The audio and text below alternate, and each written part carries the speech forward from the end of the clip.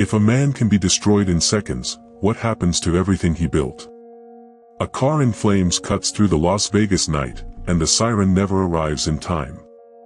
The name Henry Ruggs III was once synonymous with hope, future, promise. Now, it echoes as a dark warning in the hallways of the NFL. A rising talent, a life interrupted by choices no one wants to discuss openly. What really happened that night? Who closed their eyes to the signs? The silence weighs more than any headline. He was once seen running to the end zone, now his story hides something that few have the courage to face. Henry Ruggs III was born on January 24, 1999, in the small town of Montgomery, Alabama. From an early age, his speed drew attention. Still in high school, he broke track records and became a star on the local football team. In 2017, when he accepted a scholarship to play for the University of Alabama, Ruggs quickly stood out as a wide receiver, scoring decisive touchdowns in games that defined seasons. Between 2017 and 2019, wearing the Crimson Tide uniform, he racked up spectacular plays and earned almost instant respect among teammates and coaches. His ability to turn short receptions into explosive gains became his trademark. In the 2020 NFL Draft, the Las Vegas Raiders selected him with the 12th pick, a clear sign of confidence in his potential. Ruggs arrived in the league carrying huge expectations. He was to be the piece to revolutionize the Raiders' offense, a player capable of changing the course of a game in seconds. Off the field, he exuded charisma and humility. He was seen as dedicated, someone who respected his roots and valued friends and family. But there was something almost imperceptible in his trajectory. Subtle hints of silent pressure, hasty choices, and moments of hesitation that went unnoticed under the spotlight. Admired by crowds, Ruggs also bore discreet fissures, signs that, beneath the surface of the prodigy, there might have been a growing and unacknowledged burden. It started gradually, almost imperceptibly. Henry, always the first to arrive, began showing up late without explanation. Sometimes, he would disappear for hours, his phone turned off, his excuses vague. In the locker room, the laughter faded, responses became too brief. Messages sent in the middle of the night, disjointed phrases, sad emojis mixed with cheerful words. At home, his mother noticed the silence, the rare visits, the gaze lost in emptiness. Friends noticed the declined invitations, the newfound desire to be alone where there used to be celebration. At practice, a missed pass, a tense glance at the ground. The coach pulled him aside, but Henry averted his eyes, insisting he was fine. But no one understood the note forgotten in his locker, with just one line, "The pressure just keeps increasing." What exactly was weighing on him that night when no one could sleep? After the accident, Henry Ruggs III disappeared from the sports scene as if he had been erased overnight. There were no more practices, no interviews, no fan encounters. For a while, his social networks remained in absolute silence, no apologies, no sign of acknowledgement of what he had done. But, a few weeks later, he resurfaced with disconnected posts, vague quotes about faith, old images from games, mysterious phrases that never mentioned the incident, as if seeking refuge in a parallel reality. In a rare public statement, he merely said that everything happens for a purpose, completely ignoring the pain he had caused and taking no direct responsibility. When he appeared in recent photos, his gaze seemed empty, distant, as if he wasn't really there. A video captured by a bystander circulated briefly. Ruggs is standing before a graffiti-covered wall, staring at nothing, his hands trembling, unable to take a step forward. There, his wavering silhouette under artificial light reveals a man who has lost not only his career but also himself. The room feels smaller every day, the walls closing in as if trying to suffocate any attempt to understand what happened.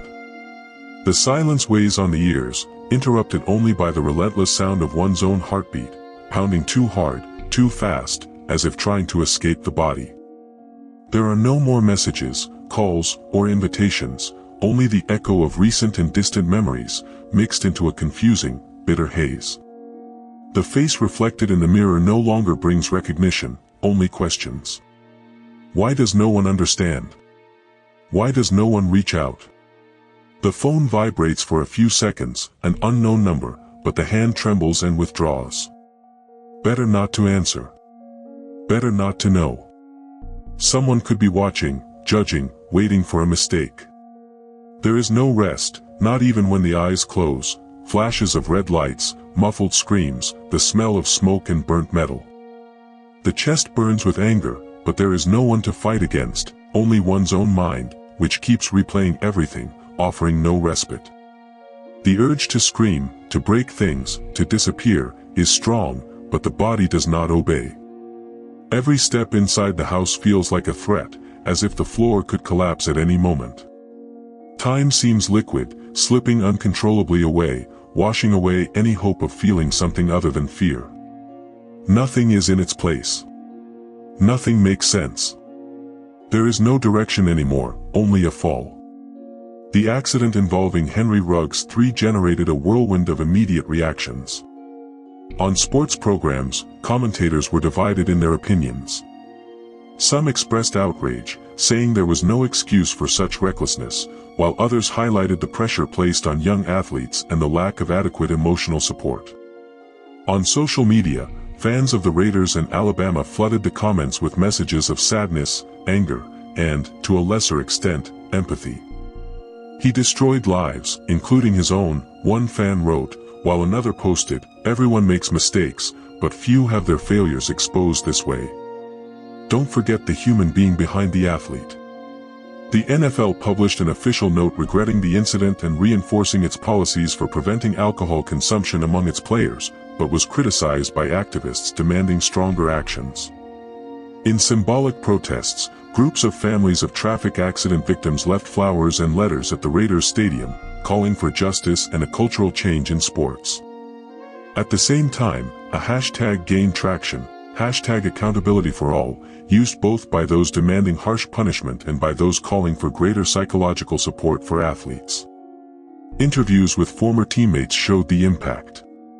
"I don't know how to react. I feel anger, compassion, and sadness at the same time," confessed one visibly emotional colleague, while another, tougher, said, "No matter how talented you are, no one can be above the consequences." Society, when faced with the case, split. Some condemn him without reservation, seeing in Ruggs only the person responsible for the disaster. Others question, to what extent do fame and pressure contribute to poor decisions? Many, without answers, simply watch in silence, shocked by the outcome of such a promising career.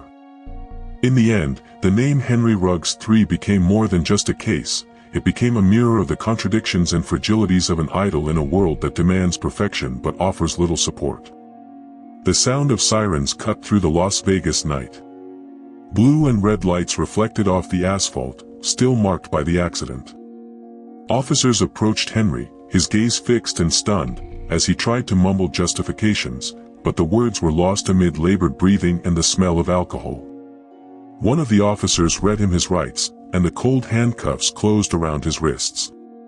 There was no escape anymore, no protection from the uniform or the name printed in bold in the newspapers. In the courtroom, the silence was crushing when the judge announced the formal charge, homicide for driving under the influence and excessive speed. The fall was no longer just public, now, it was official. After the formal charge, questions began to pile up around Henry Ruggs III. Reporters waited for a statement. Family members waited for an explanation. In the cold hallways, lawyers whispered strategies. But from him, not a word came.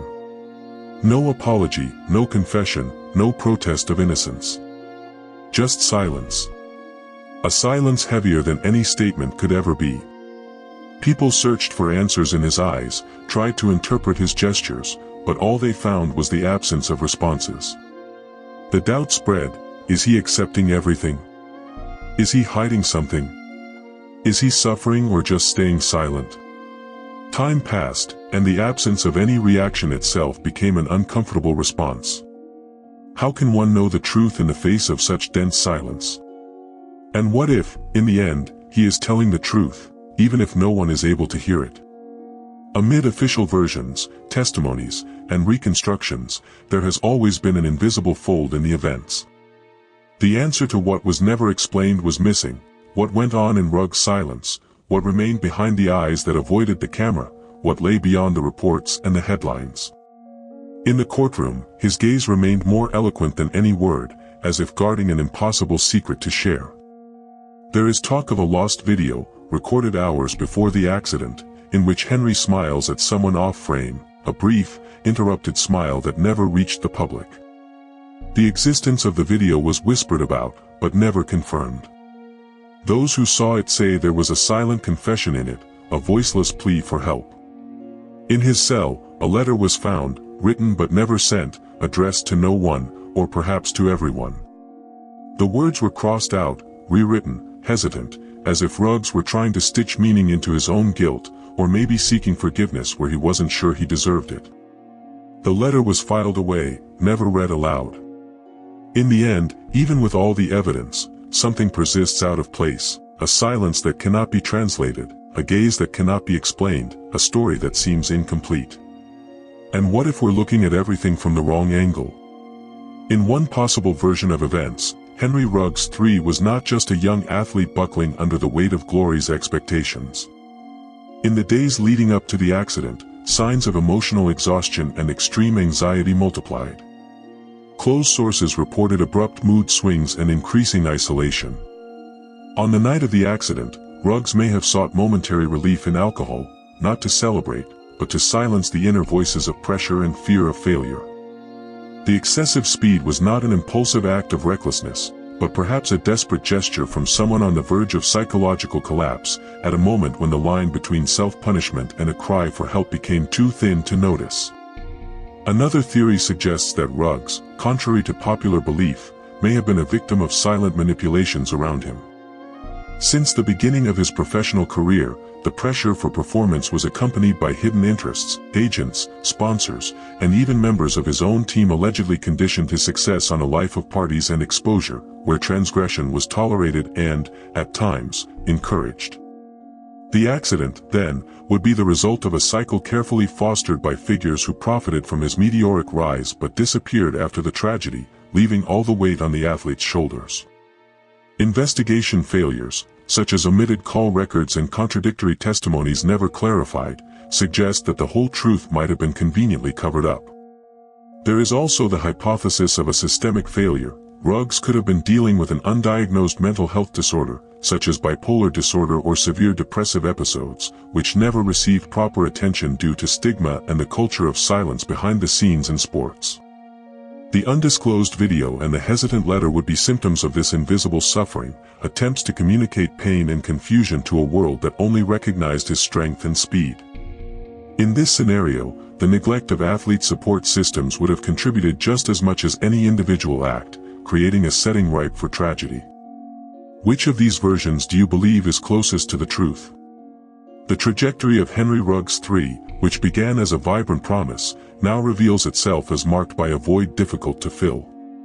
Between the euphoria of achievement and the weight of expectations, he lost himself in a labyrinth of silent pressures, where the fear of disappointing was as present as the applause.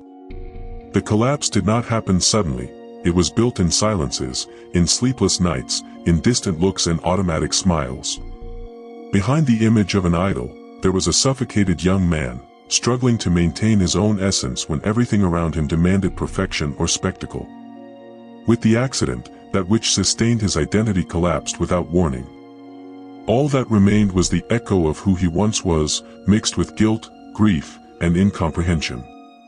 The human traits, once overshadowed by the glare of fame, came to the surface: vulnerability, fear, loneliness. Some feelings remained, like the timid hope for redemption, the desire to be heard, to be understood beyond his mistakes. Others faded away, like self-confidence, pride, and even the sense of belonging. The silence after the tragedy is not just an absence of words, but a muffled scream inside, an attempt to endure pain that cannot fit within courtrooms or headlines. It is easy to judge, but difficult to understand just how heavy it is to carry the dreams of so many on your back while trying to keep your own soul intact. The rise, celebrated by so many, exacts a price that is rarely seen. In the void left by the fall, Henry is not only the protagonist of a scandal, but also the portrait of a humanity that suffers, makes mistakes, gets lost, and still continues searching for answers to keep moving forward. On the day the news of the accident broke, silence took over a house in Montgomery. Suppressed tears, lost looks, and a mother who could no longer look at the television without feeling her chest tighten. The father, once proud of his son's achievements, now replayed every conversation, searching for signs he hadn't wanted to see. Meanwhile, childhood friends avoided interviews, but social media filled with confusing messages: love, disappointment, anger, compassion. No words seemed enough to translate the shock. In Las Vegas, fans returned jerseys, but others refused to put away the memories. For many young people, Henry was more than an athlete. He was the example that it was possible to escape anonymity and succeed. Now, they saw their idol become a warning. Some parents removed posters from their children's rooms, while others tried to explain the inexplicable. How can someone almost perfect lose their way so quickly? In the Raiders' locker room, Henry's absence was felt in the silence and whispered conversations. Former teammates hesitated with words, divided between mourning the victim and compassion for their friend. One of them, when asked by reporters, choked up before he could get a sentence out: "We're all hurting." No one knows what he was going through. The coaching staff, under pressure, suspended tributes and avoided comments, fearing to fuel the controversy. Conflicting messages emerged from all sides. Planned tributes for games were cancelled at the last minute, replaced by minutes of silence heavy with tension. Online, heated debates erupted. On one side, advocates for exemplary punishment; on the other, voices demanding empathy and responsibility from the clubs and the league. The impact quickly spread beyond the world of sports. TV shows questioned the system that turns boys into gods before they're 20, demanding results and ignoring signs of suffering. Debates about mental health and the NFL support policies flooded newspapers and podcasts. Mothers of young athletes, eyes filled with tears, wondered if it was worth risking their children's future for a dream that could turn into a nightmare. The image of football, so tied to glory and overcoming adversity, now also bore the weight of human failure. The case opened and exposed wound. Behind big contracts and packed stadiums are fragile lives, dangerous silences, and a system that, once shaken, may never be the same again. What broke that night was not just a career, but something essential within the sport itself, whose trust and brilliance may never be whole again. The details of Henry Ruggs III's accident were dissected in reports, headlines, and heated discussions. But even with all the evidence, testimonies, and verdicts, a sense of incompleteness lingers, as if, behind the noise of engines and the crash of impact, something crucial remained hidden. What really went through the mind of a young man, overwhelmed by so many expectations, submerged in silence in the seconds before disaster? Why did so many signs of exhaustion, so many changes in his eyes, go unnoticed? Who, after all, bears responsibility when everything falls apart: the athlete, the industry, the family, or fate itself? There are no definitive answers. What remains is absence, the unanswered questions, and the realization that, behind the scenes of the spotlight, there are dark zones where true reasons are lost. The steering wheel turned in that fatal moment became a symbol of a choice, but perhaps also an irremediable secret, one that can never be fully told. Some stories don't demand justice. They simply ask that the truth never be forgotten. Amid the glow of the lights and the euphoria of the stands, a shadow slipped silently through the backstage of American football. Henry Ruggs III, elevated to idol status before even becoming an adult, paid a devastating price for the pressure imposed by an industry that turns dreams into commodities and emotions into spectacle. The fatal accident was only the final point in a journey marked by ignored signs, convenient silences, and a succession of neglects. While the public searched for culprits, the real horror remained partly hidden: the machinery that consumes young talents and leaves their wreckage to fend for itself. In the end, only the scar remains. When glory becomes a sentence, who is truly on trial? If you want to know what the league doesn't want you to find out, you're in the right place. Share this video with someone who needs to know the truth behind the scenes. Comment below with your theories and impressions. Who failed Henry Ruggs III? Follow the channel so you don't miss even darker upcoming cases in sports. This is the Gridiron Files, where the secrets of football come to light.